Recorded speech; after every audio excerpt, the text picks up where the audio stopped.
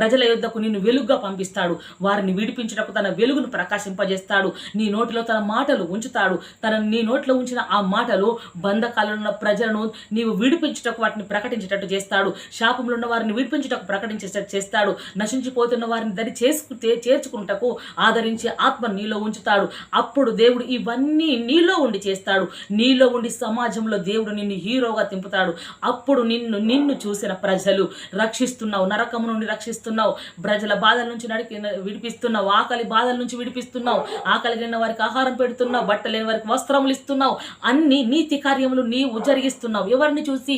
నీ హృదయంలో చేర్చుకున్న real hero యేసు ప్రభుల వారిని చూసి, యేసు ప్రభుల వారు ఇచ్చిన ఆజ్ఞ ప్రకారము, తండ్రి నీకు ఇచ్చిన అధికారము చొప్పున నీవు చేయడము ద్వారా అక్కడ తండ్రికి ఇచ్చిన విలువ అనగా క్రీస్తు యేసుల వారికి ఇచ్చిన విలువ అనగా క్రీస్తు యేసుల వారికి ఇచ్చిన గౌరవ మర్యాదములు నీకు దొరుకుతున్నాయి. నీకు దొరికిన